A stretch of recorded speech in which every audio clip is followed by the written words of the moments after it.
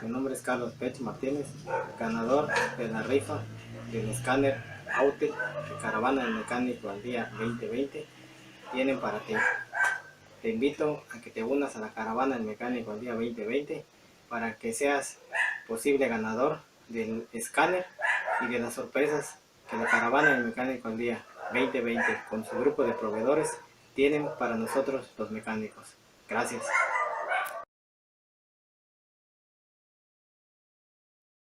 Buen día, bienvenidos nuevamente a un tema de Autel. Ahora, en esta ocasión, pues vamos a tratar un poco de la comprobación de señales eléctricas a través de la herramienta de osciloscopio. Ya hemos visto en temas pasados cómo el diagnóstico típicamente comienza, ¿verdad?, en la parte electrónica, pues a través de la lectura de códigos de falla, que implica pues un escaneo con una herramienta propiamente dicho, ¿verdad?, de un escáner que va y nos obtiene información. Pero entre esta información de falla, pues normalmente hace falta hacer comprobaciones. Y una de las herramientas necesarias para esas situaciones de comprobación, pues puede ser, ¿verdad?, sin duda el osciloscopio. Entonces, recordemos que en el sistema de control electrónico, prácticamente cualquier computadora, sea de motor, transmisión, freno, suspensión, dirección, etcétera, pues siempre va a estar acompañada, pues por una parte de varios elementos sensores que le van a dar información, no sé, posición, velocidad de giro, temperaturas, presiones, etcétera. Y con esa información la computadora, pues bueno, hará sus cálculos, ¿verdad?, de acuerdo a su programación y podrá activar a determinados elementos actuadores. Solenoides, válvulas, bombas, bobinas, inyectores, según sea el caso, ¿verdad?, para el control de los diferentes elementos que interactúan con esa computadora. Y sabemos también que esa computadora pues hoy en día está en comunicación con muchas otras a bordo, compartiendo información o requiriéndoles información a través de una red y pues mandando una trama de información a través de un bus de comunicación con X o Y protocolos, ¿no? CAN, LIN, etcétera. Entonces, cada uno de estos elementos pudiera ser susceptible a una prueba adicional, una prueba de componente. Entonces, un buen aliado pues pudiera ser un osciloscopio.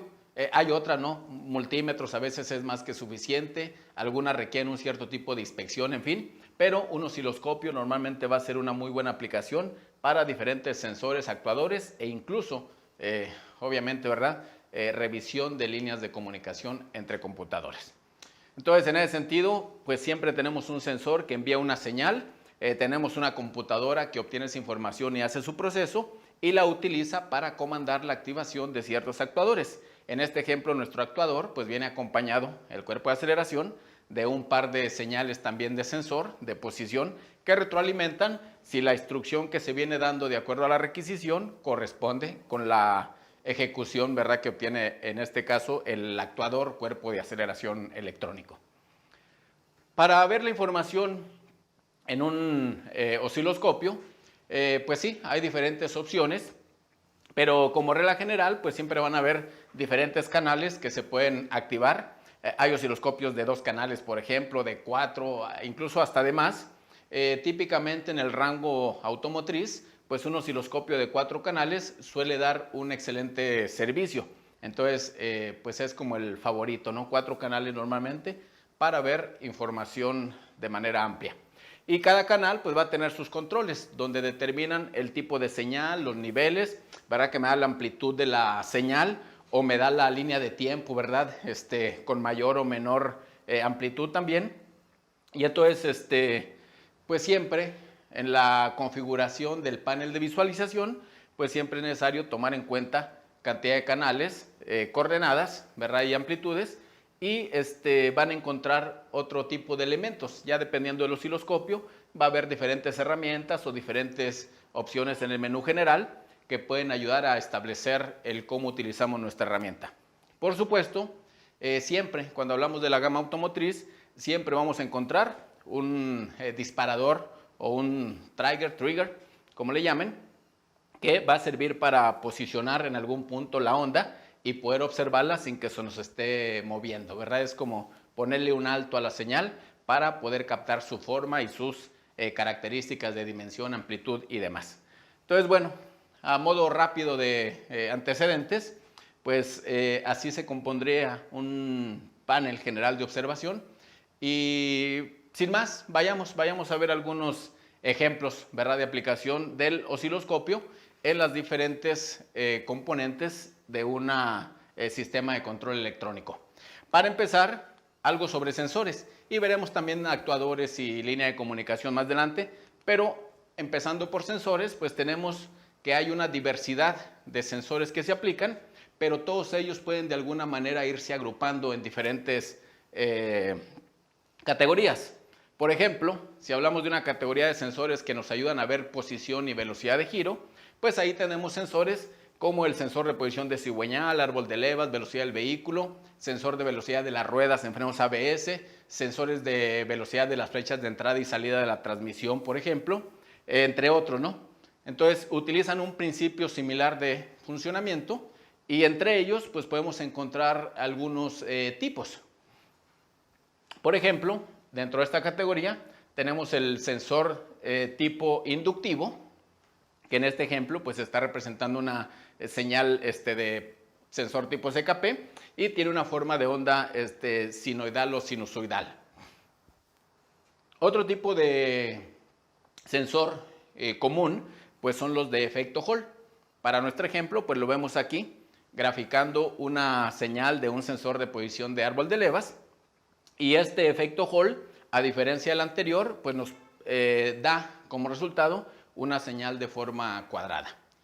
Entonces, pues se ven diferentes, ¿no? Aquí estamos hablando de una onda cuadrada que podíamos bien visualizar como si fuera una señal de voltaje directo, por ejemplo, y acá tenemos una señal de tipo voltaje alterno que viene a través de un sensor tipo generador, mientras que esta viene de un sensor tipo interruptor que podemos llamarle, si lo vemos así, con un circuito, ¿verdad?, interno que hace esa función de abrir y cerrar la señal de referencia, ¿verdad?, y poderla reflejar en activa o inactiva.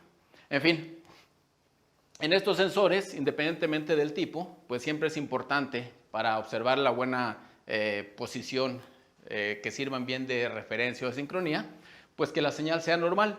Una señal normal pues estará bien dibujada, por ejemplo una tipo efecto Hall, ¿verdad?, señal cuadrada, tendríamos bien marcadas sus esquinas, 0.0, 0.5 voltios típicamente, y entre ellas podemos encontrar cosas anormales como por ejemplo la falta de algún diente, ¿verdad?, si ha roto un diente en la rueda del aro reluctor, o el diente se ha alargado, por ejemplo, se ha estirado a causa de un alabeo, ¿verdad?, del mismo, quizás rozó por ahí con alguna superficie, o incluso casos como una cavidad que se ha bloqueado por pues depósitos, ¿verdad?, metálicos, un poco de aceite, grasa, no sé, que lo haya ahí detenido y genera anormalidad en la señal. Entonces el tren de la señal puede verse afectado por cosas como esas y por supuesto generar un mal comportamiento en el desempeño, ¿verdad?, del sistema. ¿Qué buscamos entonces con un osciloscopio? Pues buscamos una señal que sea correcta, ¿no?, que sea adecuada para el buen desempeño del sistema. Por ejemplo, un sensor inductivo pues siempre tiene una amplitud que corresponde, 1, con la velocidad de giro y 2, con la distancia del aro reluctor hacia el sensor. Si nosotros nos alejamos el sensor del aro, se debilita la señal, entonces se hace más angosta la amplitud de la onda. Y también, si nosotros aceleramos más, entonces la señal se fortalece y normalmente se amplía. Si desaceleramos, se haría angosta, ¿verdad?, la señal.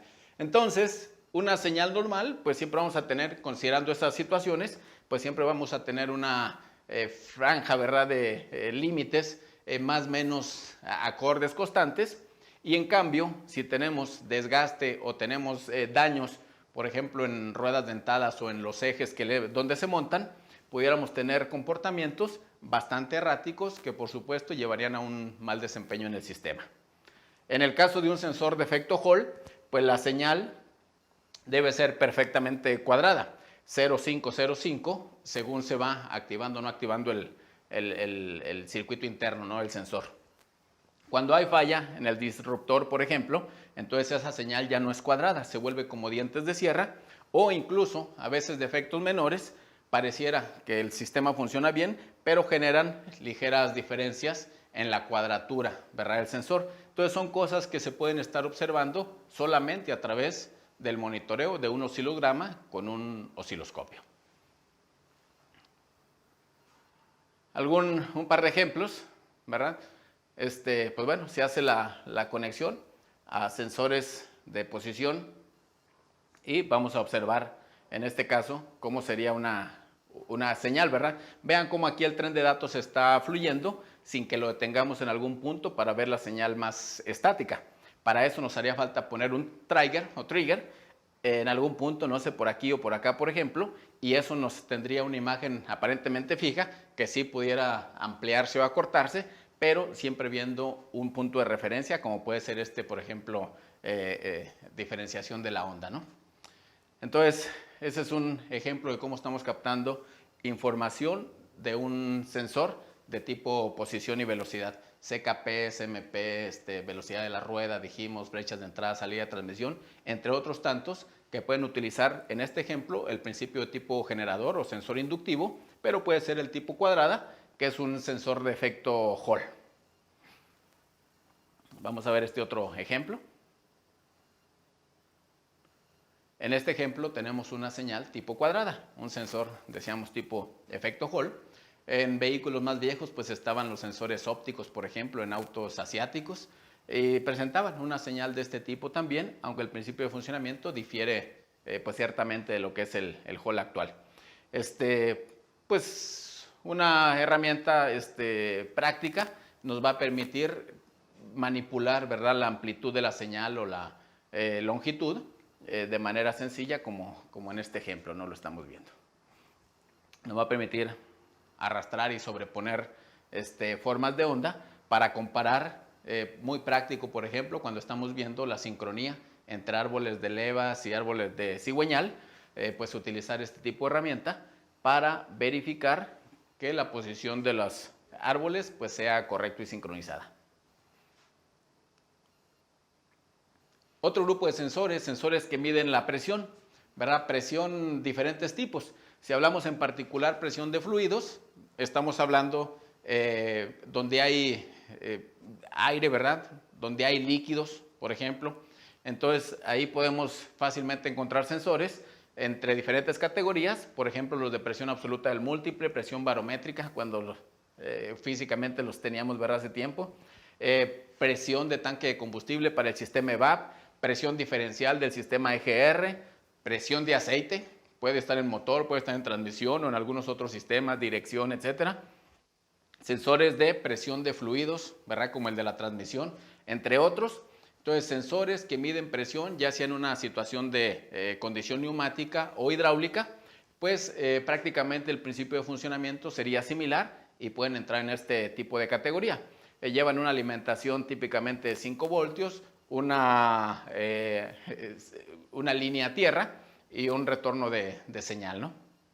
Y en estos casos, pues normalmente la presión, ¿verdad?, nos da una correlación con un voltaje de salida, típicamente en línea recta.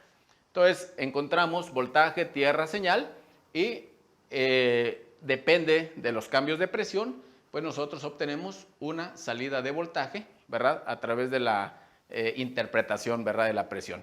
A mayor presión, mayor voltaje típicamente, a menor presión, menor voltaje, y nos daría una gráfica más o menos de este estilo.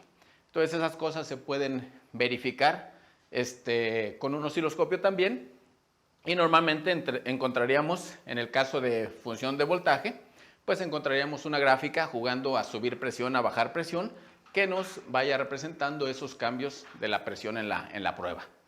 Cabe señalar que sensores de presión absoluta del múltiple, por ejemplo, caso similar también en sensores de flujo de masa de aire, MAP y MAF, en ambos casos tenemos aquel grupo de sensores que nos dan como resultado una señal de voltaje, pero también en ambos tipos de sensores encontramos aquellos que nos dan una señal de frecuencia. Y en el caso de frecuencia, lo que vamos a obtener va a ser una señal cuadrada que se hacen más amplias o más cortos, ¿verdad?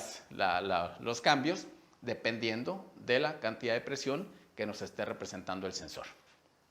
Entonces, vamos a encontrar los dos y para verlos a detalle, pues nada mejor que un osciloscopio. Otro principio de funcionamiento es el potenciómetro. Entonces, la aplicación del potenciómetro lo conocemos más popularmente por el sensor aquel de posición de acelerador, el TPS, y que después en su evolución, cuando vino el acelerador electrónico, pues ahora le llaman sensor TP, simplemente Throttle Position, y no más. Y se adicionó, ¿verdad? En el caso del cuerpo de aceleración electrónico, sensores en el pedal, uno o dos redundantes, ¿verdad? Los sensores APP, posición del pedal de acelerador, y ese mismo principio lo podemos encontrar en otros tantos aplicaciones, como por ejemplo el flotador o sensor de nivel de combustible, incluso un potenciómetro tipo lineal, no en arco como estamos acostumbrados a verlo, sino tipo lineal, puede verse pues en los sensores de posición de la válvula EGR por allá de los 90 de Ford, ¿no? Otras aplicaciones, la altura del vehículo. Entonces, en la suspensión que nos permite tener alturas personalizadas, ¿verdad? O adecuadas a según la velocidad o condición del vehículo, pues ahí también podemos encontrar sensores que utilizan el principio del potenciómetro para validar el buen desempeño del sistema e ir midiendo variables, ¿verdad? ¿Qué hay en un potenciómetro? Pues igual una señal de referencia, típicamente 5 voltios, una tierra y un retorno de señal, ¿verdad? Que básicamente es un cursor que va moviéndose en una resistencia y depende de la posición, pues la cantidad de voltaje que pueda fluir en una corta o larga sección de resistencia, pues va a sufrir diferente limitación y caída, ¿no? Entonces hay una señal de retorno según la posición del cursor. A determinada posición, pues determinado voltaje. Si fuera preciso el movimiento, tendríamos una línea recta totalmente, ¿verdad? Obviamente, en el funcionamiento y demás, pues no ocurre tal cual. Tenemos diferente comportamiento, ¿verdad? Según movamos el pedal, pero es muy importante este caso, ¿verdad? Lo que llaman el glitch. Siempre es importante verificar para tratar de encontrar situaciones en las cuales parte de la sección del potenciómetro está roto, está dañado, está sucio quizás, y genera situaciones anómalas como esta, una caída momentánea de la señal, o incluso pudiera haber un pico, ¿no? Que momentáneamente se pone en corto a tierra, en corto a positivo, y después continúa aparentemente normal. Entonces, esto es lo que habría que buscar con un osciloscopio, y muchas de las veces un multímetro, por muy capaz, incluso línea de datos, ¿verdad? Pues no son suficientes para observar estas caídas tan momentáneas denominadas glitch. Entonces solamente una velocidad amplia de captura nos pudiera ayudar. Entonces sensores tipo potenciómetro. Y mencionamos que entre la evolución, sensores tipo potenciómetro, pues el TP pasó a ser TPS y junto con el conjunto, ¿verdad? Ahora sí, sí la parte de cuerpo de aceleración y la parte inicial que es lo que requiere el conductor, pues se unió, ¿verdad? El sensor de posición de pedal, donde normalmente encontramos dos señales. Los sensores de posición pueden ser de este tipo, ¿no? Un solo voltaje que se reparte a los dos sensores y entonces tenemos,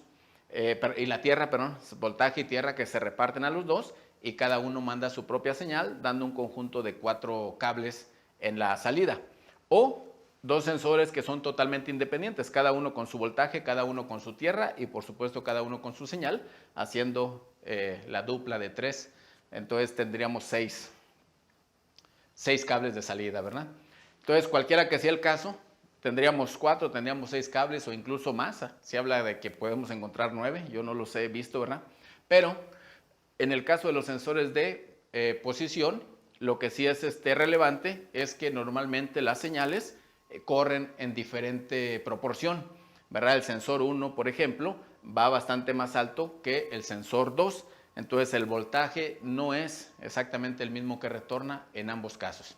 Entonces la computadora hace una comparación y sabe, ¿verdad?, que hay ese desfase y cualquier anomalía que ocurra entre el desfase o la falta de alguna de las señales, pues sí genera información de falla, pero tiene una señal de ¿cómo se llama? De reserva para poder mantener el sistema funcionando, ¿verdad? En ese mismo caso, sensores potenciómetro, pues el TPS cambió a TP, entonces se pone en el cuerpo de aceleración, básicamente voltaje, tierra, 2 líneas de señal, y en este caso, pues lo importante es saber que normalmente obtenemos una señal de tipo inversa, mientras que un sensor, conforme se va moviendo el cuerpo de aceleración, va incrementando su voltaje, el otro la va disminuyendo. Entonces en algún punto se cruzan. Y pues esto, obviamente, para poderlo verificar y validar, pues nada mejor que un osciloscopio. En este ejemplo, pues vemos un osciloscopio trabajando con un sensor de posición de acelerador simple. Entonces, pues normalmente se hace autoconfiguración, ¿verdad? Hoy día los osciloscopios ya no es necesario estar complicándose tanto la vida por configurar el panel de observación. Normalmente se autoconfiguran, ¿verdad? Y ajustes menores, pues lo puede uno hacer con el panel numérico o manualmente, ¿verdad? Extendiendo la pantalla a través de touch. Entonces ahí vemos una señal con 3 movimientos, bueno, casi 4. Y en ambos casos, en todos los casos, pues estamos buscando que no haya anomalías tipo glitch o cortos a positivo, ¿verdad? Que pudieran ocurrir de manera momentánea. Sensores de oxígeno. Sensores de oxígeno desde los convencionales, ¿verdad? De un cable hasta los de banda ancha, ni se diga los de banda ancha, ¿verdad? Pues es importante poder monitorear, y quien conoce de eso, incluso a través de la observación de cómo retorna una señal de un sensor de oxígeno, puede darse cuenta, por ejemplo, si hubo fallas de encendido en algunos de los cilindros o misfire, simplemente con la observación. De manera similar, me adelanto, ¿verdad? Otros casos como inyectores, por ejemplo, bobinas, observando también los patrones de disparo, pues se pueden concluir diferentes situaciones, como si la chispa cayó fuera del cilindro, por ejemplo, o si hubo una falla en la entrega de combustible, entre otras cosas, ¿no? Entonces, en un sensor de oxígeno, pues siempre vamos a tener una forma de onda que alterna, ¿verdad?, entre voltaje alto y voltaje bajo, eso en el tradicional, que típicamente está en un rango de 0 a 1 voltio, y pues bueno, mezcla rica, mezcla pobre, según esté en la parte alta o parte baja respectivamente. Y un buen sensor pues siempre va a estar oscilando, ¿verdad? Quizá no sea tan perfecta su forma de onda, pero algo parecida. ¿Qué vamos a observar ahí? Pues por supuesto que tenga la suficiente amplitud de señal, que la señal esté repartida entre la franja de mezcla rica y la franja de mezcla pobre, y que no se quede mucho tiempo en mezcla pobre o en mezcla rica. Entonces, pues una observación a través de un osciloscopio nos va a facilitar mucho el reconocimiento de esa forma de onda. Ahora, este sensor, cuando hablamos en el tipo convencional, se mueve, ¿verdad?, de 0 a 1 voltio y tiene determinada capacidad para reconocer mezcla rica y mezcla pobre. Como cada vez los sistemas están moviéndose hacia mezclas más pobres, por ejemplo, un sensor de estos trabaja con una mezcla 14.7 a 1, 14.7 partes de gasolina por 14.7 partes de aire por 1 de gasolina, de combustible. Y eso, cuando hablamos de sistemas de inyección directa, pues el vehículo tiende a trabajar, o el motor tiende a trabajar mucho del tiempo en mezcla pobre o extremadamente pobre. 14.7 a 1 equivale a un lambda 1, pero a veces nos vamos a mezclas que van no 14.7, 20, 30, 40, 60, incluso 80 partes de aire por cada uno de combustible. Entonces el factor lambda, que estaría más o menos en esta sección, el 1, pues se recorre, ¿verdad?, a factor 2, factor 2.5, quizá pueda llegar a factor 3, saliéndose totalmente de la mezcla estequiométrica, la mezcla perfecta que históricamente hemos conocido, para operar con un rendimiento superior en el consumo de combustible. Entonces, un sensor tradicional, pues normalmente de la lambda 1 a 1.25 o a 0.75, digamos que puede operar y nos puede ayudar a dar cierta retroalimentación para que la computadora haga ajustes. Después de un 25% antes arriba o por debajo del lambda ideal, o el 14.7 a 1, que es lo ideal, pues vamos a tener códigos de falla, ¿no? En computadora. ¿Qué pasa con las mezclas pobres? Pues se salen, ¿verdad? Totalmente se sale la señal de ese rango y entonces hace falta otro tipo de sensores, el sensor de banda ancha, y eso ya no se miden por voltaje, eso se miden por amperaje y no es la gran cantidad de amperaje, ¿verdad? El amperaje de la bomba, por ejemplo, estamos hablando de miliamperes. Entonces, miliamperes, 0.5, 1, etcétera, menos 1.85, 0.76, 0.47 es casi nada. Entonces, para poder medir ese miliampere y poderlo tener en buena condición, pues definitivamente no habrá herramienta, ¿verdad?, tan capaz que nos ayude. Otro grupo de sensores, los tipos resistivos, ¿verdad?, de coeficiente negativo o coeficiente positivo, pues son sensores que ayudan para medir temperaturas, y entre ellos pues tenemos temperatura de refrigerante, aire de admisión, aire ambiente, temperatura de fluido de la transmisión, temperatura de aceite, por ejemplo, temperatura de gases de escape, temperatura de N cantidad de cosas que pueden venir en el vehículo, y una vez atendiendo el principio, pues se pueden comprobar prácticamente cualquier tipo de sensores de la categoría. ¿Qué hay? Pues dentro de la computadora hay una derivación de 5 voltios y del otro lado pues se cierra el circuito a masa. Entonces, cuando está trabajando con el sensor, una forma pues es probar la resistencia vía multímetro típicamente, pero la resistencia lo posiciona al flujo del amperaje, ¿verdad? Pues siempre va acompañado en la regla de voltaje, amperaje y resistencia, pues siempre va acompañado de una señal de voltaje que viene desde la computadora. Entonces, por otro lado, sí, podemos medir resistencia, pero por el otro lado podemos medir cómo ocurre el comportamiento del voltaje con respecto a la resistencia, ¿verdad?, que va de la mano con una temperatura que se esté midiendo. Entonces, pues otra vez, una forma de ver información diferente a través de un osciloscopio. Sensores piezoeléctricos, todos recordaremos el sensor de detonaciones, ¿verdad?, el Knox Sensor KS, el más popular en este caso. Y pues bueno, es un sensor pegado normalmente al monobloc, ¿verdad?, cerca de del monobloc de motor, que cuando nosotros lo golpeamos, pues nos va a dar un voltaje que puede llegar incluso a los 0.5 voltios de corriente alterna. Y si golpeáramos directamente al sensor con diferente fuerza, golpe seco dicen, obtendríamos quizás hasta 1.3 voltios. Entonces ese voltaje, cuando hay un cascabeleo, alguna situación de anormalidad, adelanto de tiempo excesivo, por ejemplo, y genera detonaciones en falso, pues bueno, el sensor la registra a través de generar esa señal. El sensor típicamente genera esa señal porque reacciona a la deformación. Entonces, una vez que el sensor, su material es comprimido, reacciona generando pulsos de voltaje que van hacia la computadora. Y pues bueno, la única forma o la mejor forma de visualizarlos, pues es otra vez a través de osciloscopio. ¿Qué otros sensores tenemos? Mire, sensores de flujo de aire, sensores MAF.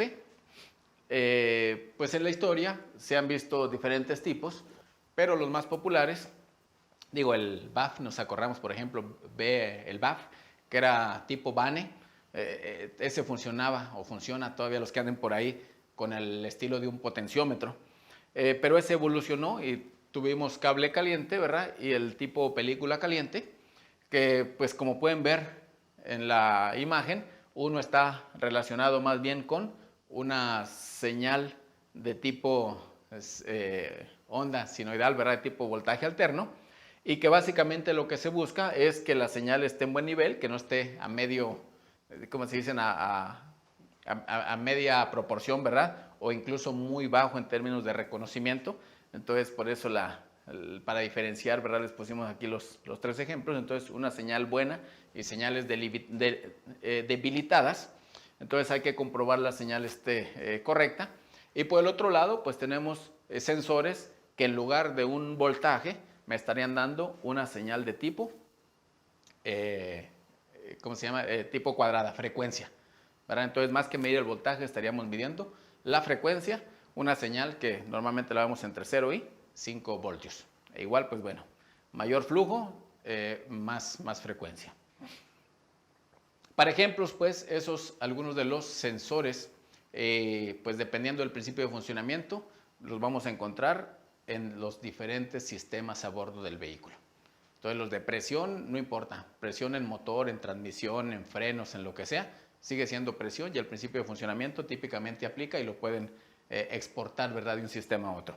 Ahora, en actuadores, pues en actuadores, ahí, pues sí, normalmente lo que más encontramos como ejemplos, pues son aquellos que tienen que ver con el motor, ¿verdad?, el funcionamiento del motor. Pero de manera igual, hay válvulas, hay solenoides, hay motores de corriente continua, hay diferentes elementos que se pueden también extrapolar entre unos y otros sistemas. En particular, con los inyectores, encontramos en la historia de los primeros, los inyectores tipo saturado, ¿verdad?, que tienen un voltaje de alimentación y una vez que se abre la boquilla, ese voltaje es consumido y después de que se cierra, pues el circuito interno genera su embobinado, genera una inducción, ¿verdad?, de voltaje, entonces crece un pico inductivo y luego se relaja hasta volver otra vez al voltaje de batería o de sistema. Conforme se han venido modificando los inyectores, más pequeños, con hilos más delgados quizás, entonces este pico inductivo se ha venido haciendo más alto y vinieron otras formas de controlarlo. Vino el de activación y sostenimiento, ¿verdad? Entonces está cerrado, se abre, viene el pico inductivo y momentáneamente aterrizan el circuito para que vuelva a bajar y luego lo sueltan de tal manera que este pico no sea tan alto y no vaya a dañar al controlador de la computadora que lo habilita, ¿verdad?, o que lo activa. Y después vino incluso el modulado por ancho de pulso. Entonces, inyector cerrado, abierto y aquí se cierra generando el primer pico inductivo, luego lo modula y finalmente lo suelta para que se relaje, ¿verdad?, y vuelva a su voltaje natural. Y de lo más reciente que encontramos, pues son los inyectores piezoeléctrico, otra vez la palabra, ¿no? Entonces, piezoeléctrico, decíamos, es ese material que cuando se le alimenta energía eléctrica, ejerce una especie de comportamiento como esponja, ¿verdad? Entonces agranda, crece su tamaño y con eso permite abrir la boquilla donde se dispara el combustible. Después es necesario sacar esa energía eléctrica que se le ingresó para poderlo regresar a su forma natural y que se cierre la boquilla. Entonces, la activación de un inyector piezoeléctrico, por un lado sí, tiene un nivel de voltaje y ojo, ya no son los voltajes de batería típicos de, decíamos 12 voltios, ¿verdad? 13.5, 13.6, lo que da el sistema. Ya no es este voltaje del sistema de 12 voltios. Ahora estamos hablando de voltajes que el inyector incluso empieza a abrir más o menos a 60 voltios y en su punto máximo puede requerir 120 voltios, 80, 110, etcétera, según el diseñador, ¿verdad? Pero en término general hablamos 120 voltios y el amperaje también, un consumo de amperaje bastante mayor, 6 amperes para que logre abrir y entonces voltaje con amperaje, tenemos el momento de activación, el inyector se mantiene abierto y para cerrarlo es necesario ahora hacer fluir la energía en el sentido contrario y por eso acá tenemos un amperaje negativo, de tal manera que el mismo voltaje por amperaje negativo me extraiga la energía.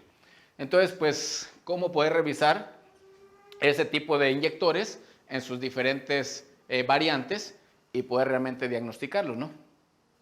Acá un ejemplo, estamos viendo un inyector del primer caso, ¿no? Un tipo saturado.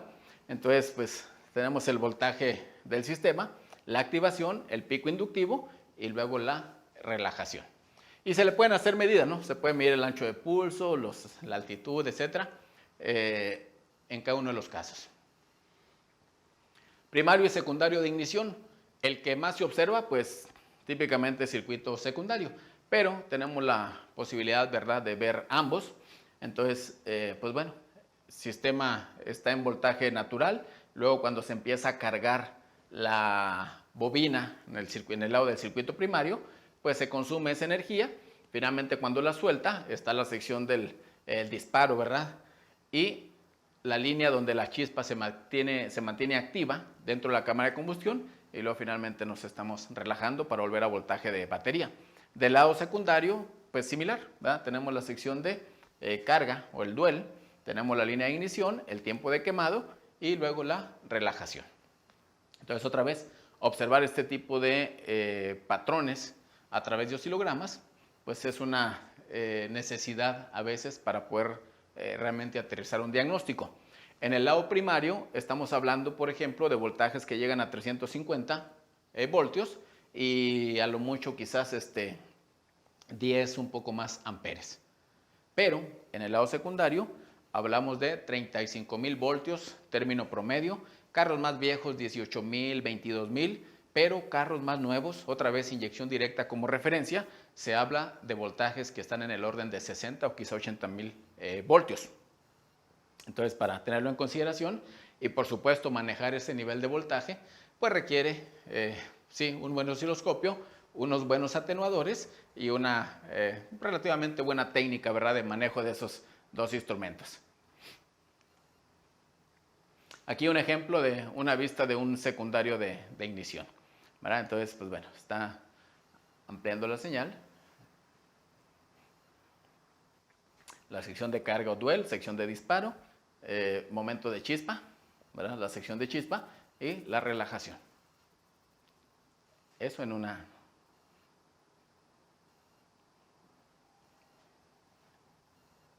salida, ¿verdad?, en una bobina. Pero bueno, se pueden encimar 3, 4, ¿verdad?, las que sean necesarias y poder comparar unas con otras. Acá, algo de lo mismo, ¿verdad?, está analizando y en este caso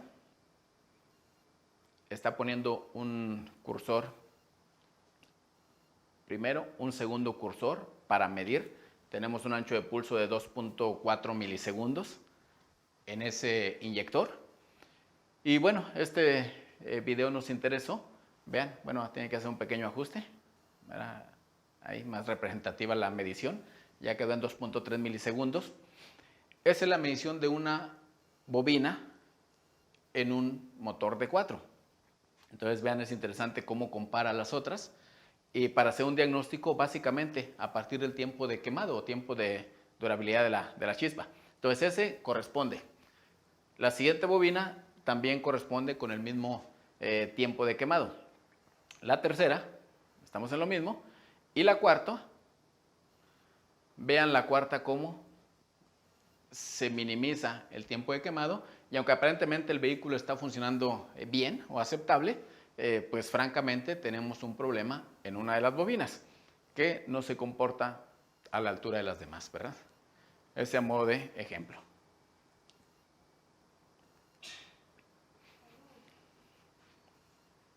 Acá, más ejemplos, ¿verdad? En ese está revisando la primer bobina, ¿verdad?, primer bobina del motor. Y vamos a ver qué tipo de forma de onda le da. Acá tenemos el reflejo. Ahora estamos en el segundo, ¿verdad? Primero, segundo cable.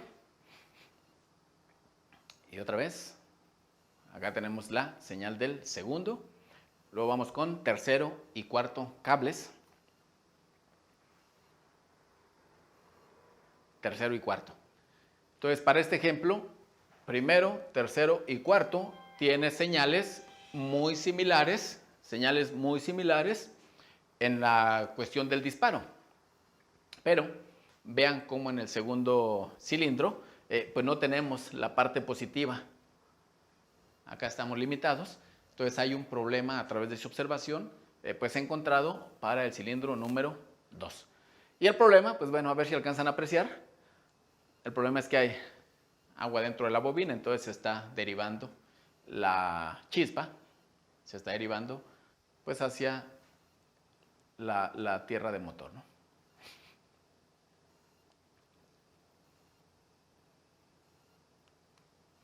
Bueno, aquí algunos ejemplos, ¿verdad?, de la parte de actuadores. ¿Qué más tenemos? También se puede revisar, por supuesto, con un osciloscopio, pues la parte de las señales de comunicación. Entonces aquí se activa, por ejemplo, el bus de comunicación. Entonces tenemos la primera señal y la segunda, ¿verdad? Típicamente can alto, can bajo, depende cómo hayan puesto. Y entre ellas, pues siempre vamos a buscar la correlación espejo, ¿verdad?, de una señal con otra. Cuando el bus de datos está inactivo, pues normalmente son casi equivalentes las dos, alrededor de 2.5 voltios. Quizá una algunos milivoltios ligeramente arriba, la otra esos mismos milivoltios ligeramente abajo. Pero siempre encontramos cercano a este promedio. Cuando entran en actividad, pues la línea de señal alta normalmente tiene un nivel de voltaje mayor y esa diferencia típicamente se resta en la línea de señal baja. Por ejemplo, un CAN alto, si llega a 375, el CAN bajo tendría que bajar a 1.25, de tal manera que siempre mantienen 2.5 voltios de diferencia entre ellos. Entonces, de manera general, entonces se puede comprobar cómo está funcionando el bus a través de la observación con el osciloscopio y asegurar que haya esa correlación de forma espejo entre la señal de uno y otro de sus líneas, ¿verdad? Tal como ocurre en este ejemplo.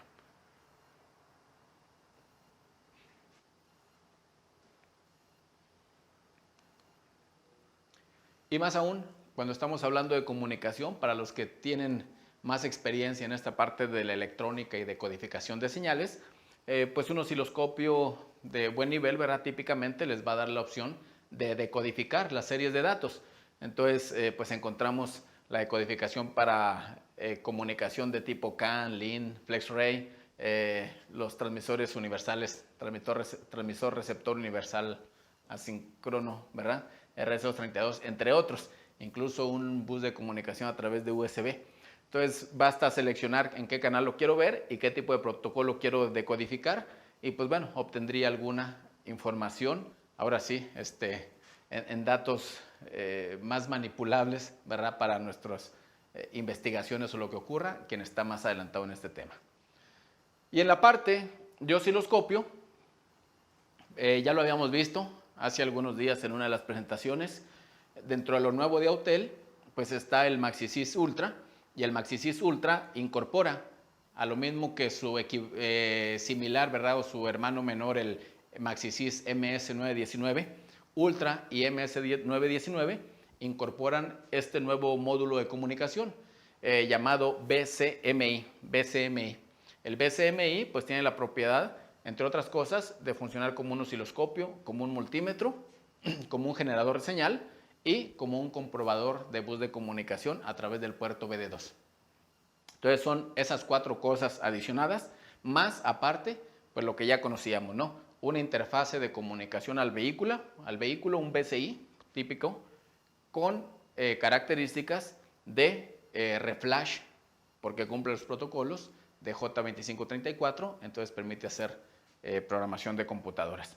Y viene acompañado, ¿verdad?, con el Ultra, y en él, pues ya habíamos visto, si no les tocó, algunos ejemplos de cómo en este caso se incorpora información que nos ayuda a seleccionar actuadores, sistema de batería, sensores, etcétera, y que con ello nos va a dar instrucciones, una descripción general, guía de conexión, guías de pruebas, cómo debo hacer, algunas recomendaciones u observaciones importantes a tener en cuenta, referencia de onda, etcétera. Entonces nos va a dar apoyo de cómo podemos realizar nuestras pruebas para diferentes componentes. Diagrama de conexión, por ejemplo, una notificación importante.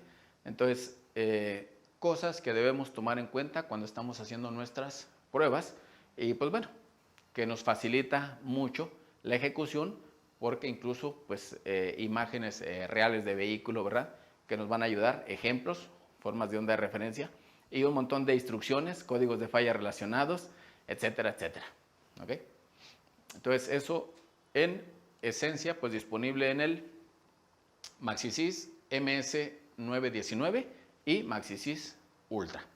Y dentro de estos equipos, el Ultra en particular pues tiene una característica interesante que permite dividir su pantalla en 2 partes, de tal manera que esa pantalla dividida permite por un lado estar viendo información de diagnóstico y hacer pruebas, ¿verdad?, ver códigos de falla, ver línea de datos como acá, hacer pruebas especiales, pruebas de actuadores por ejemplo, y notar el reflejo de esa prueba a través de la segunda sección, donde en este caso pues tenemos un osciloscopio. Entonces, jugando con la computadora, y jugando con la parte de osciloscopio en simultáneo. Aquí vemos una señal de posición de acelerador desde la perspectiva de computadora y desde la perspectiva de osciloscopio. Una comprobación de sensor en dos caras. Y de manera similar, acá tenemos la pantalla dividida, pero ahora para hacer una prueba de actuadores. Entonces está ciclando la válvula de purga del canister.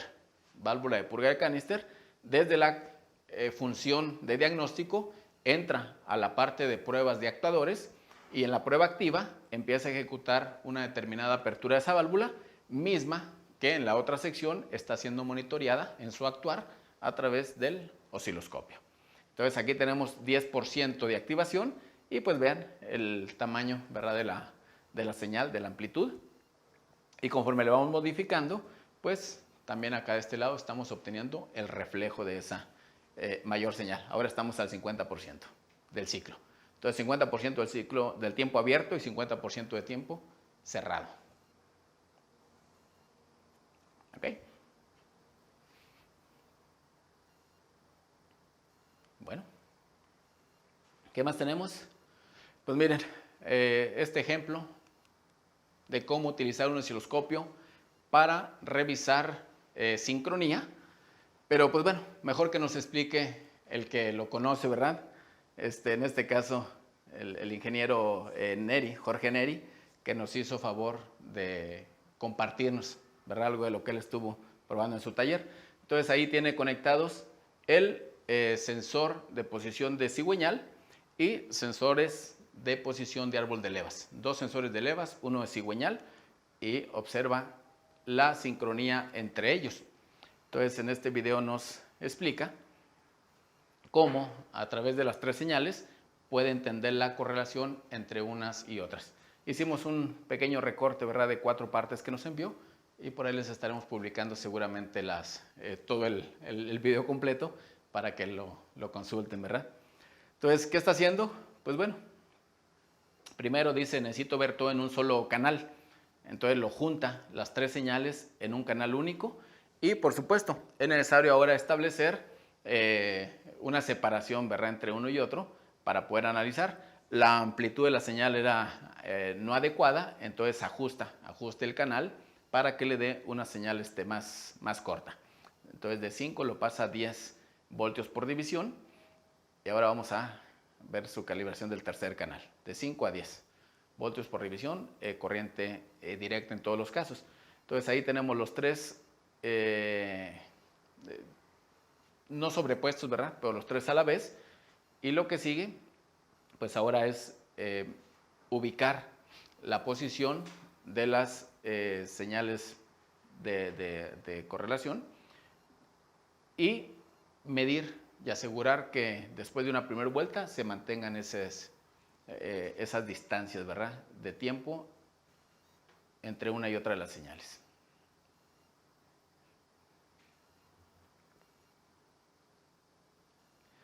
Acá se cumple la primera vuelta, ¿verdad? Entonces tenemos media vuelta, tenemos vuelta completa. Entonces se establece la medición al inicio de la primera vuelta, ya tiene un cursor, nos falta uno más. Ahí se le movió. Vamos a ponerlo otra vez. Ok. Ahí está el segundo, que debe corresponder con el inicio de la señal en la franja arriba. Entonces ahí está dando 13.54 milisegundos, me parece. Y eso mismo lo tiene que verificar acá, ¿no?, en esta otra franja, para asegurar que mantengan la misma distancia y por lo tanto pues se verifica que la sincronía está correcta. Ya trajo primer cursor. Ahora viene el segundo cursor para hacer la medición. Entonces vean qué práctico es arrastrar. De la misma manera es muy práctico poner un trigger o disparador. Simplemente lo activa y con el dedo lo arrastra en el punto donde guste y se olvida de andar complicándose con dar coordenadas en una, ¿cómo se llama?, pues en un panelcito, ¿verdad? De ubicación. Entonces aquí muy sencillo. Ahora con las pantallas touch, muy sencillo poner los triggers, muy sencillo mover, muy sencillo arrastrar, muy sencillo ampliar. Todo muy práctico en este tipo de elementos. Y pues bueno, en esencia de lo que hemos estado hablando, pues son las herramientas de osciloscopio aplicadas para diagnóstico, y entre ellas Autel pues ofrece primeramente y desde hace años el MP408, el Maxiscope. Es un osciloscopio de tipo automotriz de 4 canales con una amplitud, ancho de banda de 20 MHz y una velocidad de muestreo de 80 megasamples sobre segundo. Y dependiendo si activamos más canales, entonces podríamos tener 20, ¿verdad? Entonces 20 a 80, dependiendo la cantidad de canales que tengamos activos, y en todos los casos, pues la banda estará siempre a 20 MHz de amplitud. Entre otras características, ¿no? Lleva sus accesorios, lleva atenuadores, pinzas, cables de prueba, en fin, y pues muy práctico para la parte de configuración. Es un equipo que se puede utilizar con bastantes de los modelos de la serie MaxiSys, ¿verdad? De los escáneres MaxiSys como un complemento, pero también lo puede operar con una computadora en ambiente Windows. Entonces, si tiene una computadora laptop Windows, lo conecta y ahí lo puede trabajar sin mayor complicación. Y recientemente, pues apareció el kit de accesorios para osciloscopio, que incluye pinza perimétrica, la sonda de pruebas para bobinas coil on plug, ¿verdad? Bobinas COP, entre otras cosas, ¿no? Entonces, un kit de accesorios que complementa al osciloscopio y también, ¿verdad? También complementa a este otro, el de Ultra. Entonces, sí, para aquellos que ya tienen un equipo MaxiSys o quieren trabajar en una computadora, un MP408 les puede funcionar. Y para aquellos que busquen un tanto más, equipo MaxiSys MS919 o Ultra, que ya incorporan este tipo de módulo, el BCMI, pues trae la parte de osciloscopio. Y recuerden, en estos dos casos también hay información que nos ayuda con consideraciones, imágenes, métodos de conexión, ubicación de componentes, terminales y demás, para hacer más sencillo el diagnóstico. Sin más ni más, pues les agradecemos mucho la atención y pues este paseo rápido esperemos que les sea de utilidad, y cualquier cosa, ¿verdad? Pues seguimos a su disposición. Muchas gracias, pasen buen día y hasta la próxima.